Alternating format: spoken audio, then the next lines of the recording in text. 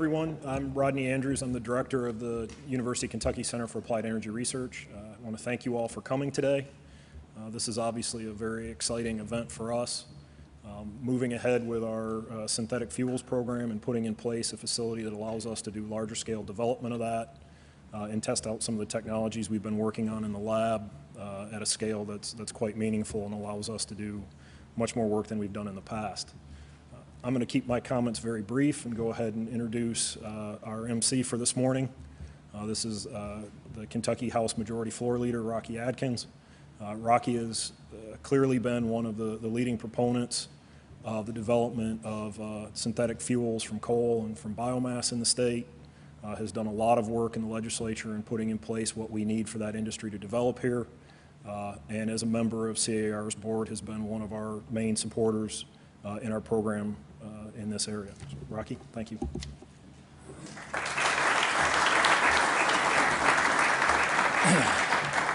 Well, first of all, I'm truly honored to be back at the Center for Applied Energy Research here at the University of Kentucky, and it was only a couple of weeks ago that we were here to announce another important venture that has been basically a collaboration of the private sector, state government, the university, and the federal government. And it's an honor to be back here at the center because we get a chance to really talk about the advanced research and development that is taking place here. Not only the research and development that I believe is leading this nation in the energy field, but that is leading as well around the world. It's been a great honor for me to have the opportunity to work with these two gentlemen that are here today, Congressman Jeff Davis and Congressman Hal Rogers. We have worked together in a very bipartisan way on what I think is one of the most important issues that we have to face as a state and as a nation, and that is the issue of energy. And it is so exciting to get a chance to come back here to the Center for Applied Energy Research and really I think promote and talk about what is going on here now, but really the advancements that we have the opportunity to really lead in the future. About 6 years ago, one of the main objectives that I had as a state legislator was to really promote, I think, an issue, an opportunity that I thought could really put Kentucky in the forefront. And with Kentucky being a coal state and an agriculture state, it only made sense that the talk at the national level of energy independence and the talk of, how we could use our resources here in the United States of America to really build a strong economy and produce the types of jobs that our people need and deserve, but also build the national security that our people need and deserve as well. Energy independence was something that really caught my attention. And with Kentucky sitting really on the cutting edge, not only having the natural resources of coal and natural gas and the agriculture community that we have that not only grows the food to feed the world, but also grows the fuel to help fuel the world as well. It only seemed fitting to me to try to do what we could as a Kentucky General Assembly to join those two industries together. And in joining those two industries together with coal and the agriculture community, it really, in my opinion, put us in a really unique position to be the true leaders in the energy field from really two different standpoints. And the two different standpoints basically is what our energy policy, David, was all about. And David Boswell is here today, who played an integral part in our team effort to really pass leading policy, leading legislation, which would put Kentucky at the forefront. We really focused on two major visions in the legislation we passed, and we happened to name this legislation Kentucky's Energy Independence National Leadership Act. And I'm proud of our Kentucky General Assembly with the policy that we have passed, which has been recognized by the Council of State Governments as a national model. And we ought to be proud of that here in Kentucky. But the two main visions that we looked at, to be very honest, was two opportunities that really sets us apart from every other state in this nation and really around the world. And those two main visions were this. We wanted this legislation to really concentrate its efforts in our opportunities to expand research and development. And the folks here at the Center for Applied Energy Research, in my opinion, it was time to bring them out of the closet and into the limelight. Because Dr. Capilouto, the work going on here is really amazing work. And to get a chance to showcase that every time we get the opportunity, we should do so. So we embarked, with the help of Rodney Andrews and others here at the Center, on helping shape legislation which would really put us in a position to be the leaders. We had a Secretary of the Energy Cabinet, Dr. Lynn Peters, who understood what we needed to really put into this legislation to really set us apart. So we looked at how can we be the leaders in research and development? How can we be recognized not only throughout this country but around the world as the place to come to have your research and development work done in the energy field? And folks, I'm happy to stand here today and say that recognition is taking place. And it's taking place because of the collaboration of a lot of different people. It's taking place because of state government. It's taking place because of cooperative effort between Democrats and Republicans working together, because when I give this talk, I talk about this issue of energy is not a Democrat or Republican issue. It's a people issue, and it's one that we must be on the cutting edge if we want to have a strong economy and produce good jobs for our people. And I believe Kentucky is in the forefront and in that unique position. The other vision that we had in this legislation, beyond expanding our efforts and our opportunity in the research and development field, but we wanted to have the most aggressive incentive package in the country to attract those companies, those energy companies, to come here, and after we develop these technologies, to make sure these incentives attract those technologies, those energy companies, the new energy technologies of the future to be built right here in the Commonwealth of Kentucky. And I'm proud to stand here today and tell you that that legislation is working. Today, we are here really to break ground on a project that was really the foundation of this entire legislation that we passed. And this was the opportunity basically to advance the gasification technologies and to take that gasified coal or that gasified biomass and turn it into a fuel. The basis of all of this legislation was about producing alternative fuels. Now, those of you that know me very well saw me travel around Kentucky, and while I was promoting this legislation, I always held up this bottle. And what that bottle is, and what this liquid is in this bottle, is basically a liquid fuel produced from coal. And I have held this bottle up to where I hope that every youngster, middle-aged and old, understand when I hold this up exactly what this is. This is fuel from coal. So with the abundance of coal in Kentucky and the ability to take that coal and produce a fuel, to be able to gasify that product, whether it be biomass or be coal, and produce other byproducts, seems to me to be the right thing for Kentucky to do and the right thing for this nation to do. Now, before that liquid fuel is turned into before the liquid fuel becomes this, it becomes this wax. And we always hear folks talk about coal and how dirty it is and how bad it is and all those things. Well, I happen to have another viewpoint. Bert Davis tells me that this liquid fuel is a byproduct that is used before it's turned into this fuel. That is basically a byproduct that if fruits that are apples and things like that that are shipped around the world, this wax is actually used to coat that fruit to protect it. So if you bit into a big apple this morning without peeling it, you ate coal. Anybody chewing gum in here today? If you are, you're chewing coal. So for those who believe that just one side of this story about coal is the side that you hear all the time, I'm here to tell you that because of the work that is going on here, we are mining coal cleaner and we're burning coal cleaner than we ever have in the history of time. Can we do it cleaner? You better believe it, and this technology can make that happen. So I'm honored to be here today as we break ground on really an extraordinary opportunity for the Center for Applied Energy Research here at the University of Kentucky. and to be able to have the collaboration that our legislation set forth, a collaboration between the federal government, the state government, this university, and the private sector, is basically what this legislation was all about. And I am proud, David, to stand here with you and say that it's working. It is working. If we're going to produce good jobs, if we're going to have a strong economy, I'm one that believes that if you can't control your destiny in the energy field, you can't control your economy.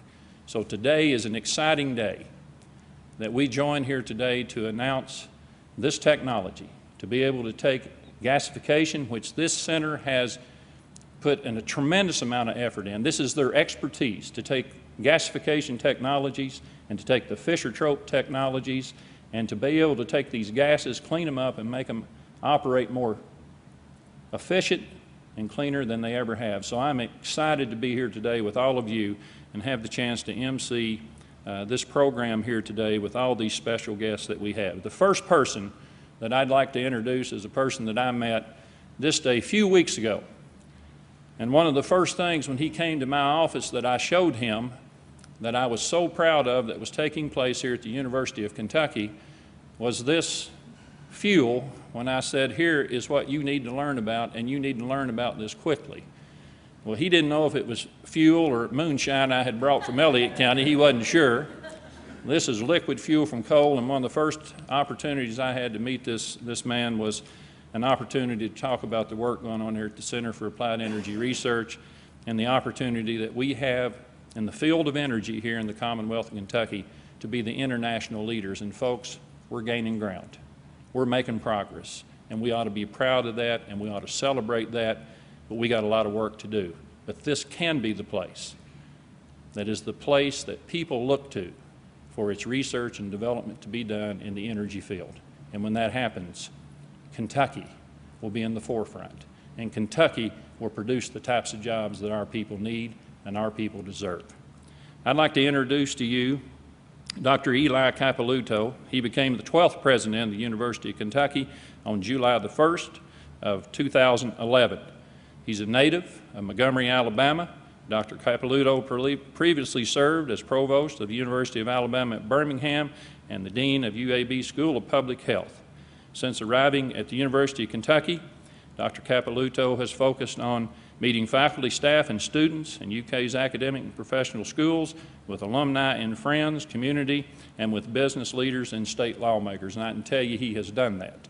I don't know how many state lawmakers he has left to meet, but I guarantee you, Steve, it's not very many. And I want to thank him for getting out in the communities and actually looking at what University of Kentucky can do to better this great Commonwealth.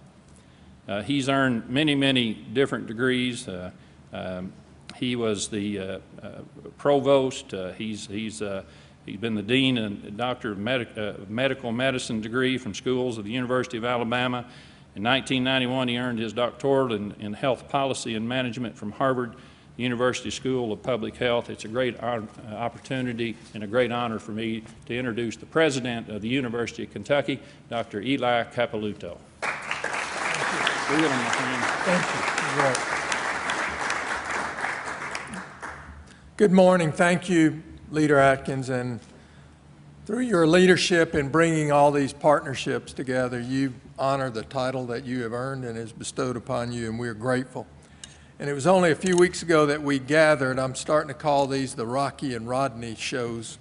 Every other week we get to celebrate these wonderful partnerships that give us so much hope about our future. So I thank you. And I thank Secretary Lynn Peters. He joined us then, and since I've arrived in Kentucky, I've been hearing about you and your effective leadership and wisdom in guiding us through these challenging times. So we appreciate all of you and your commitment, and especially those who work in our Center for Applied Energy Research. I also want to thank the members of our congressional delegation who I have an honor to share this moment with today, Congressman Hal Rogers and Jeff Davis. Together, they have served this Commonwealth for 40 years, providing steadfast support for our center and for our university, but I know they do it because they care about Kentucky's families, and we thank you. I'd also like to thank the representatives from Senators McConnell and Paul, offices who are here today. They too have been great partners in this enterprise. Our center has 40 years of a rich tradition of blazing the frontiers. Our policies and challenges regarding global energy consumption and security have changed and changed, but we've always been there to answer the hard questions of the day. And the impact of our energy usage and policy on these things are far-reaching. Our national security, our economic competitiveness, and our basic way of life all center around the way we consume energy. And in the Commonwealth, I don't have to tell you, these issues are even more important because they're linked to thousands of jobs. One of our chief missions at the University of Kentucky is to attack the challenges that face our Commonwealth. And as the demand for energy grows, so must our ability to produce it responsibly. Thanks to the support of our federal delegation and the Kentucky Energy and Environment Cabinet, the University of Kentucky and our center are leading the way with groundbreaking technologies that will test the potential of finding new and environmentally sustainable ways of converting biomass to fuel.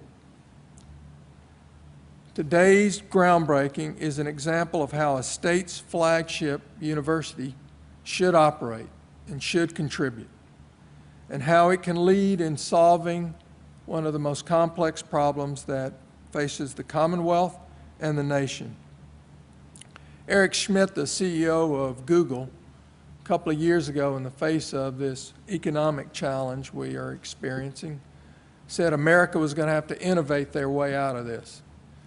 And there's no better example than what we're doing today, than a university coming together with so many partners to innovate and earn our way out of it. We work collaboratively across our schools, our colleges, and with other universities in tackling these problems. We ask the questions that others dare not ask, and we find solutions that can redefine industries and the way we live. But our announcement today is more than just about the research. It's about the way our research impacts the lives of people all across this state. And while we do this at UK, what is a delight for me is I know Rodney and our other faculty here at the center bring the next generation of learners and leaders to work alongside of them. That's one of the unique things you can do at the University of Kentucky as a student. Work side by side with a world-class investigator, a researcher, a community leader. So that's our mission, creating energy security for the state and country in partnership with all of you. And it's part of something I've called the Kentucky Promise. It's a covenant established over 150 years ago when this university was birthed. It promises to give the best education. It promises to push the boundaries of discovery, and it promises to create solutions that allow us all to live a better life. And more so to me, today's announcement is another manifestation of that promise in the commitment we've all made with one another to work for a brighter day for those who are here with us and those who will follow us. So I thank all of you for the commitment you have made in this wonderful partnership. Thank you.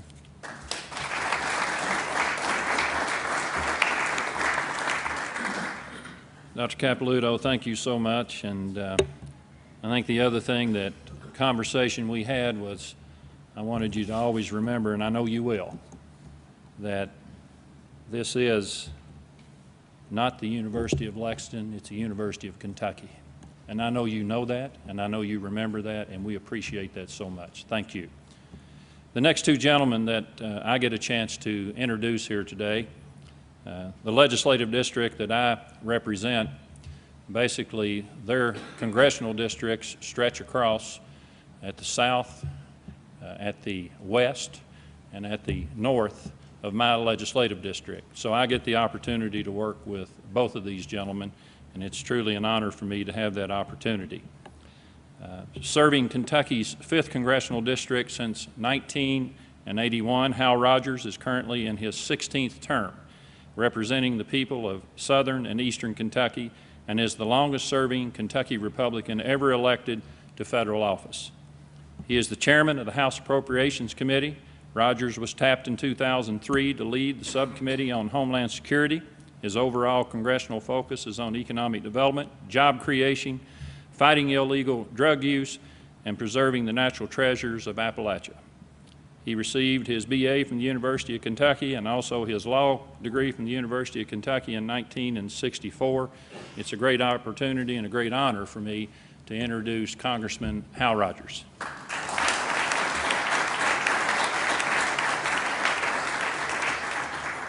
Rocky, thank you very much for the nice introduction. You're our champion in this whole arena, and this has got to be a very satisfactory day for you personally, and we want to congratulate you especially on the work that you've done over the years on this topic. Mr. President, distinguished guests, I'm pleased to be here on this grand occasion. This project, to me, reflects the very best that a land-grant university should be doing for its state and its people. Recognizing the attributes that a state has, and then trying to utilize that for the very best purposes for employment and for the betterment of the people of that state. And Mr. President, thank you and all of the university people for this day. 3 years ago, we announced the seed funding for this DREAM research facility, $2 million in 2009. That's grown, by the way, to $4.42 million over that period of time, so inflation is grabbing us. But it's a pleasure to join you once again to break ground now on this facility that has the potential to change the landscape of the way we produce and use fuel in the world and in this country. Rising energy costs create a huge burden on Kentucky's hardworking families. They're already struggling with economic uncertainty and a national unemployment rate of over 9%. And we need to make a more concerted effort to wean ourselves from the stronghold of unfriendly foreign countries and utilize the abundant resources right here on American soil. Coal is the single most abundant resource at our disposal in the whole country, and the basic technology to convert coal into liquid fuel has been around for decades. But now I think is the time to make targeted investments, to engage our best and brightest in the quest to make clean coal-based transportation fuel commercially available and lower the price at the pump for American consumers and, by the way, the U.S. military. I'm confident that the groundbreaking research that is being performed by the scientists here at the University of Kentucky Center for Applied Energy Research will prove vital on both the national and local levels, particularly in the creation of high-paying jobs here in Kentucky. One of the top priorities for our military is to find viable alternatives to oil-based fuel.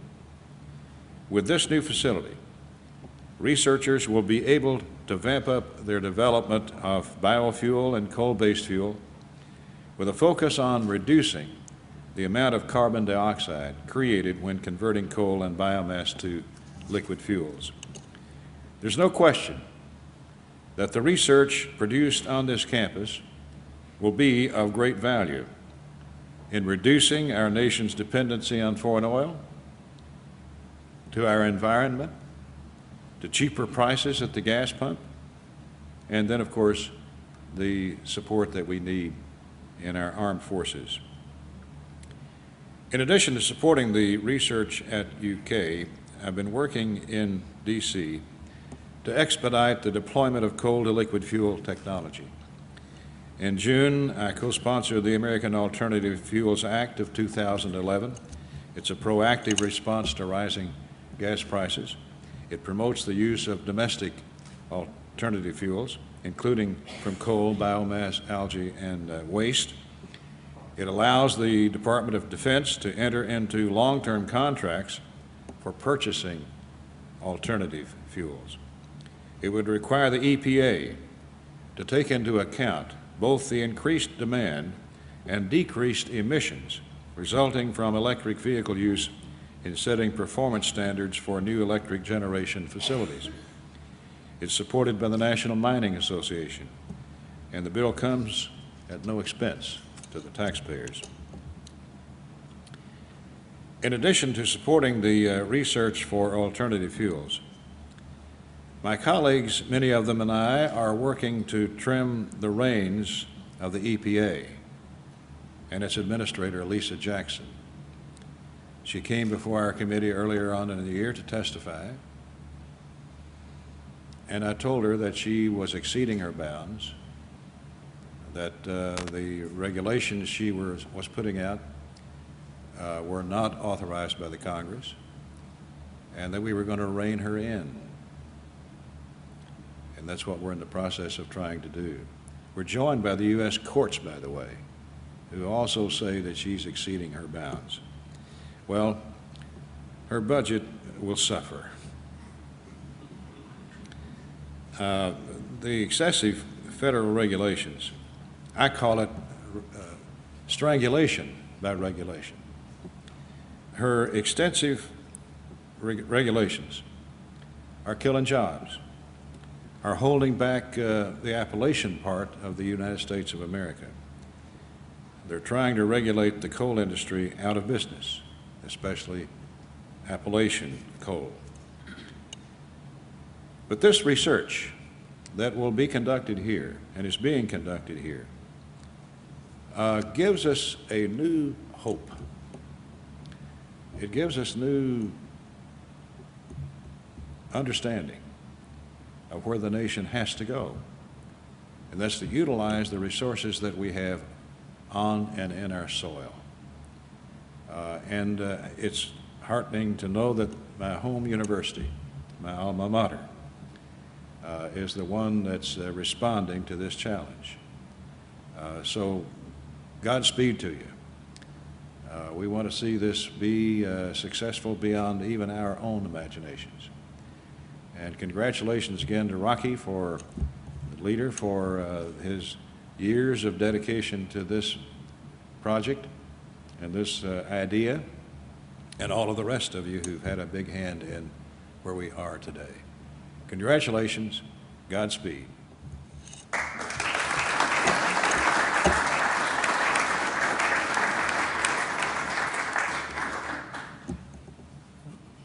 Make no mistake about it, this investment, this project, would not be taking place if it were not for funding, without appropriations of money. And again, this is a collaborative effort of funding. I believe $4.5 million of federal government money that these two gentlemen and our senatorial delegation worked on very hard. These two gentlemen basically championed that effort for the $4.5 million. Rodney, I think $750,000 of state appropriation that we placed in the state budget, and $450,000 from the university. So really the whole foundation of what we wanted to see happen here at this center is taking place in this project. And I know the private sector is involved as well, Rodney. So Congressman Roger, I think you've got some kind of saying that goes like this, and this may not be exactly right, but I heard you say this one time, and I think you said a vision without funding is a hallucination. And there's a lot of truth to that, you know? I heard you say that one time, and I never hardly heard it put just like that, but a vision without funding is a hallucination. And today we're here to basically see good investments, advanced research and development, an opportunity to move Kentucky and this nation to the forefront in the energy field. The next gentleman that I would like to introduce to you is Congressman Jeff Davis. He represents Kentucky's 4th District.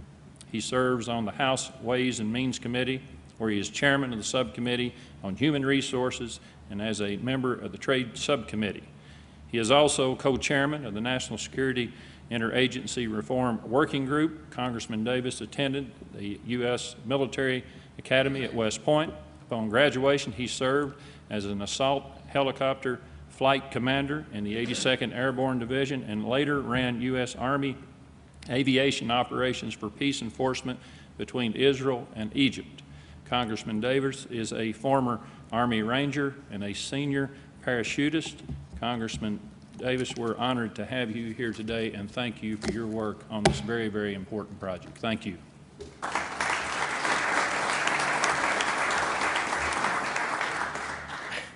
I just wish I had the knees from back then when those hard landings began. I'd echo Hal's comments in thanking Rocky and all of you out here who've worked so hard. One of the pioneers behind the scenes is Robert Addington, who has tirelessly shared a vision over the last decade of moving in this direction. And the direction I would go, rather than revisit the specifics of policy, is maybe talk for just a brief moment about the big picture and then a couple of the issues that follow from that. On the way down in the car today, we were talking about the solutions of and the inevitabilities of some of the great strategic conflicts of the last century. And in particular, the discussion of the Second World War inevitably came up in this and some of the issues around that.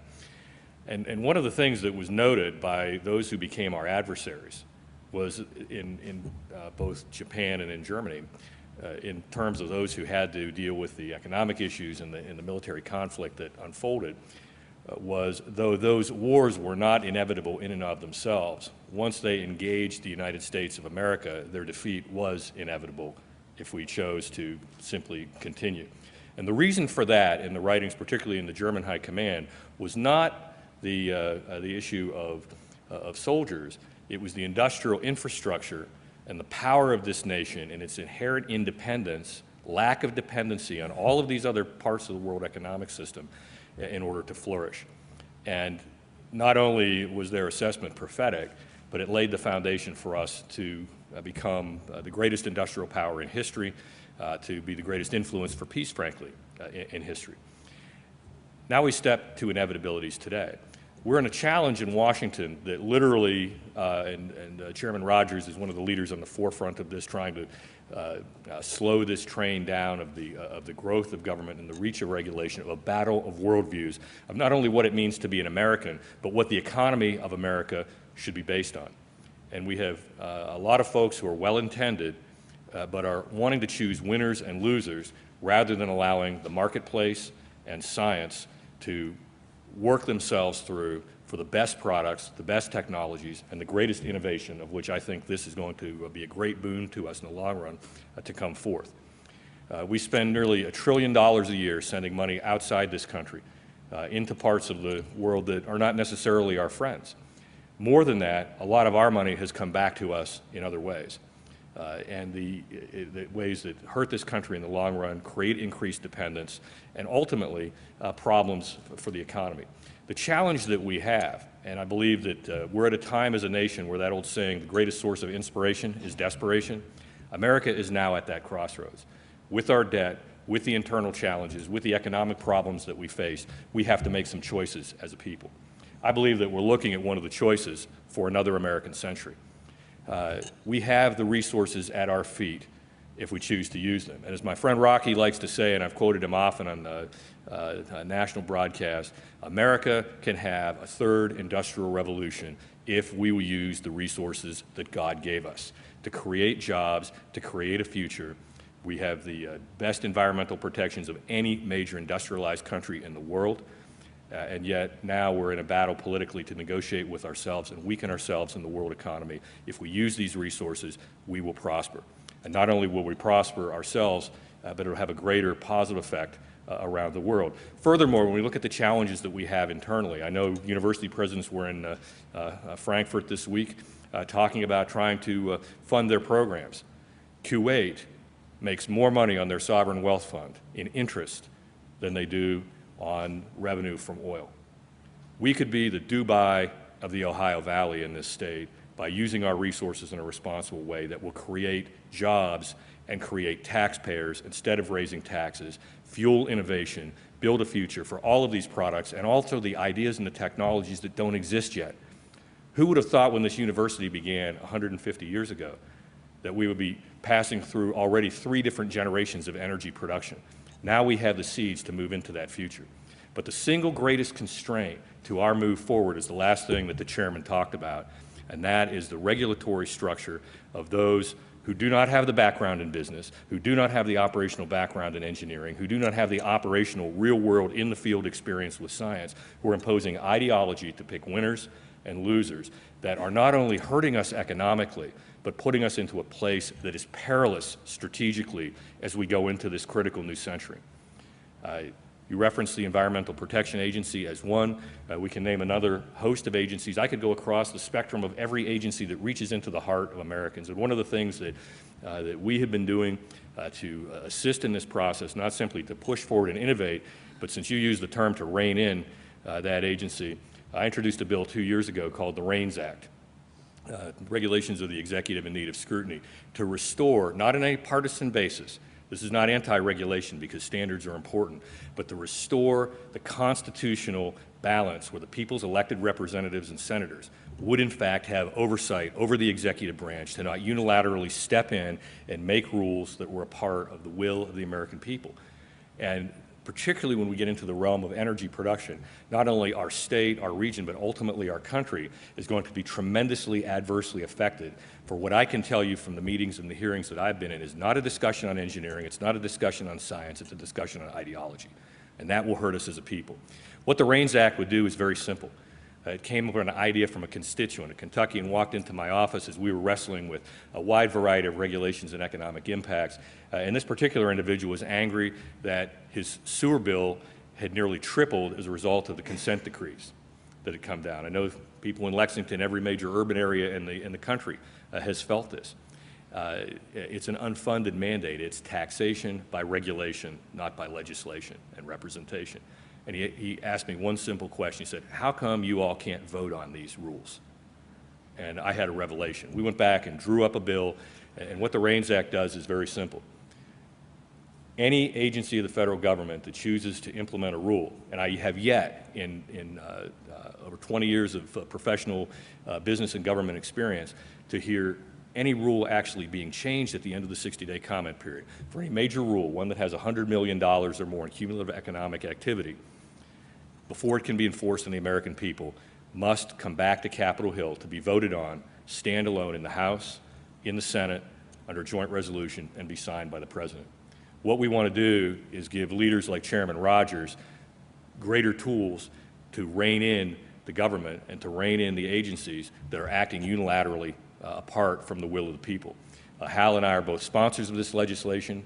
It passed out of the Judiciary Committee a week ago and will be on the floor in the very near future, before the end of the year, as a first step in this restoration of balance, so that the American people can have control of their government. I appreciate what you're doing, and together we're going to work in these different sectors, but ultimately the thing that I would leave you with is we are dealing not with simply ideas or thoughts. You know, the joke in Washington is, you know, somebody here in Kentucky has a little bit too much white wine at a, you know, an after party, after an event, and they share an idea. In the morning, they'll sober up. The challenge we've got in Washington is they don't sober up. Those things become laws. And right now, the participation of all of you is so critical in this time, because referring to the inevitabilities, we have rising economic superpower in Asia. We have challenges that we're facing in destabilization across Southern Asia, through Africa, issues in Latin America, the changes that are taking place in economic patterns in the Pacific Rim. And Rocky hit it on the head at the very beginning of this. If we're going to maintain the nation and pass to our children what was passed to us by those who came before us, we must act now. We've got to dig into our own earth use our own resources, and build our own future. Thank you, and God bless you.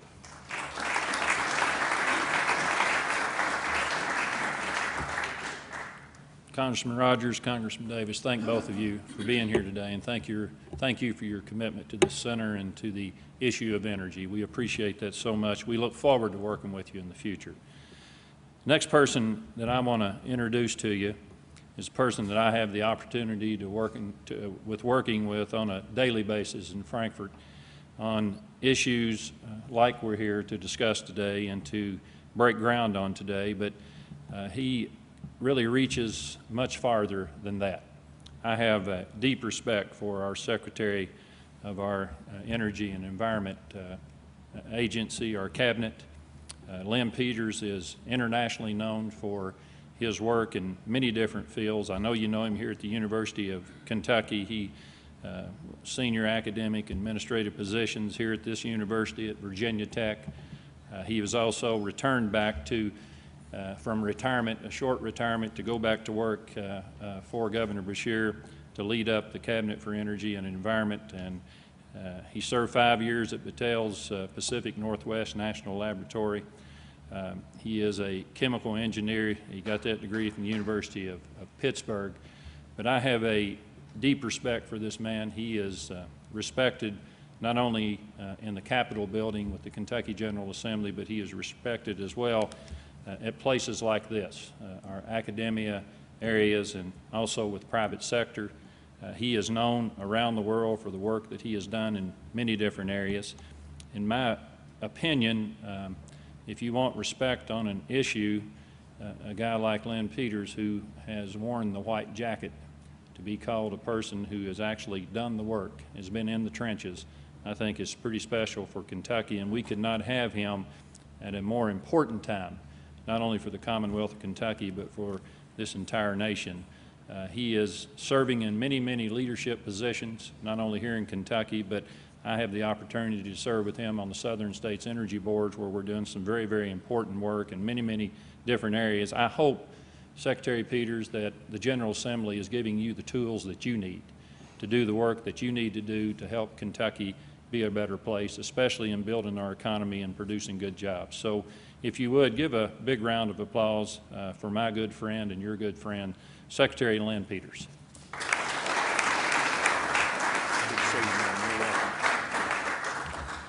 Thanks, Floor Leader Atkins, for that very kind introduction. And it's always great to be at the university, President Capilouto. Kentucky is my adopted state. I came to Kentucky in 1974 in an academic position in chemical engineering, and I took a sojourn into Virginia and then the state of Washington. We always knew we were coming back to Kentucky, and it's always great to be here, and it's great to be here at the Center for Applied Energy Research. Congressman Rogers, Congressman Davis, thanks for your help. I think we have to really exploit, and I mean exploit in the truest sense of the word, the brains in our academic institutions to take us to meet the challenges that we have in the energy arena. And I think that President Capilouto, as you mentioned, partnerships is the way to go. We talked about it on the LG project. I think federal, state, private sector partnerships is the way for us to really move forward. When you have skin in the game, okay, you really are going to make some progress, and you're going to pay some attention to it. But I want to congratulate the University of Kentucky and the Center for Applied Energy Research on today's groundbreaking, and Governor Beshear sends his congratulations as well. And again, I want to thank everyone for their support. I'd like to commend Representative Atkins and all the members of the General Assembly. David, it was great to work with you during that period of time as well, for your leadership in promoting policies that have positioned Kentucky to truly be a national energy leader. The General Assembly has been very supportive of coal and biomass conversion initiatives, and we owe the legislative branch here in the state. A big thanks for helping to make today's groundbreaking a reality. The Kentucky Energy and Environment Cabinet has provided funding for this particular activity because we see coal and biomass conversion fulfilling the goals of the Governor Beshear's energy plan. It really does meet the goals. It fulfills the goals of the executive branch in the state and the legislative branch in the state, as well as really working forward in satisfying the goals of the congressional delegation as well.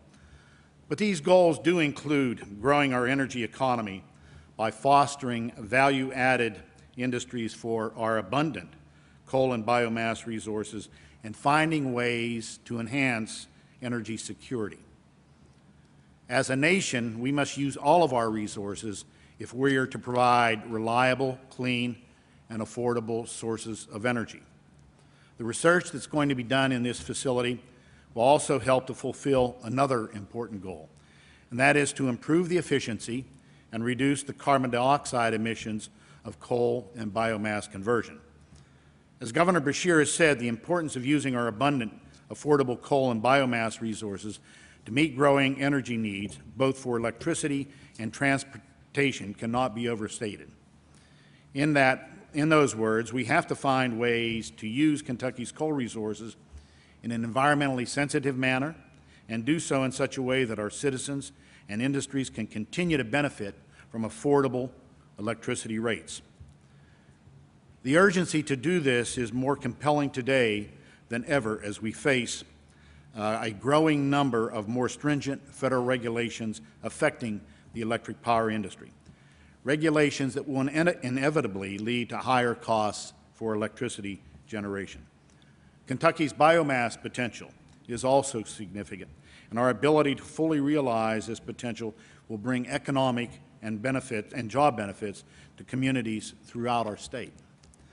I was in China recently, and a couple of people that were on that trip are here. But I was in China recently with a group from Kentucky touring several coal-related sites and facilities. The trip reiterated for me just how important coal will remain as the leading fuel source globally over the next several decades. The type of work underway here at the Center for Applied Energy Research, therefore, has global implications. In China, they are looking for the best technology to improve the efficiency of their coal conversion processes and other related coal activity. And it's not just in China. Other growing economies will be doing the same thing as well. So coal is a global resource. It's a resource that we have to take advantage of and use responsibly to meet our energy needs.